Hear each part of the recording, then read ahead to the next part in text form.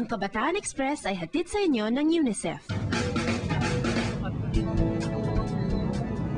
Sabi ng mga KNN reporters, meron daw Boracay sa Mindanao. Iba nga lang ang pangalan at konti pa lang ang nakakadiskubre rito. Para hindi makulit sa balita, samahan natin ang Sarangani Province Bureau sa Gumasa.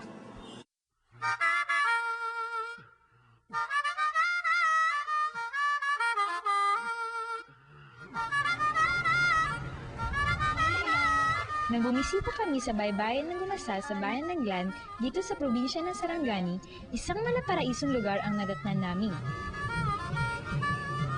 Boracay ng Mindanao ang tawag ng mga residente. Ang asul na karagatan at pinong buhangin ang nagpapatingkad sa kagandahan ng dalampasigan. Pagkakaiba ng Gumasa sa ibang resorts ay virgin pa, hindi polluted, malinis at ang side niya ay parang Boracay. Ayon sa lokal na pamahalaan, ang lugar na ito ay isang ecotourism spot o lugar kung saan ang kapaligiran ay pinagyayaman at pinuprotektahan para maging kaaya-aya sa mga turista. We are encouraging tourists to visit Gumasa, especially Glan, in hoping that more and more visitors will come. People who come here eventually become ambassadors also of their experience, the warmth of our people here in Gumasa. And as you have seen, over the past 2 years, we've seen doubling the number of tourist arrivals. Nakita dati, bakante-bakante na ngayon. Ngayon, marami nagtatrabaho dito. It's bringing a lot of income to the community and, of course, the municipality of Glan.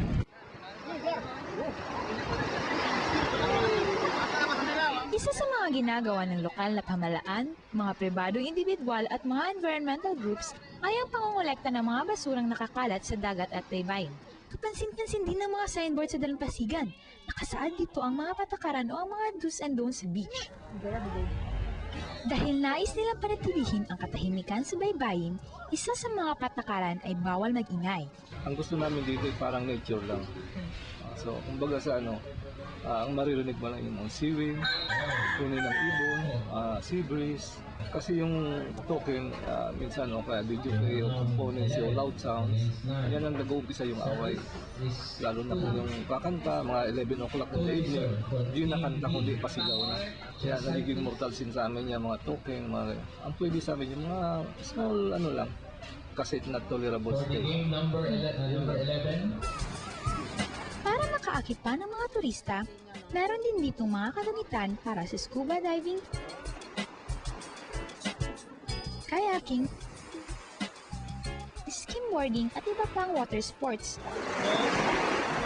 Siyempre, hindi naman pinalapas ang pagkakataong sumubok ng isa sa mga sports na ito. Sa umpisa ay mahirap, pero di ko alaunan ay natutunan ko ring magkayak.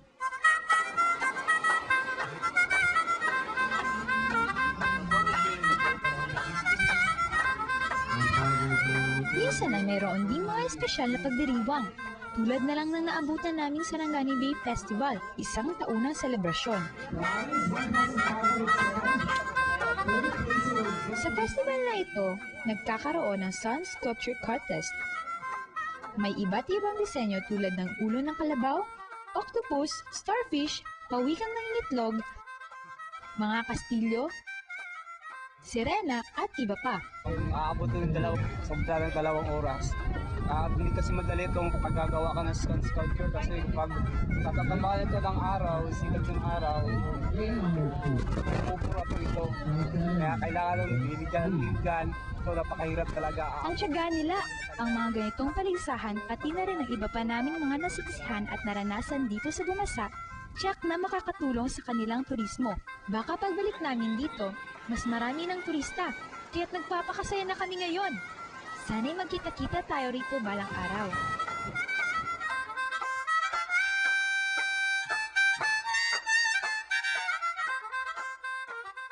Ang Kabataan Express ay hatid sa inyo ng UNICEF.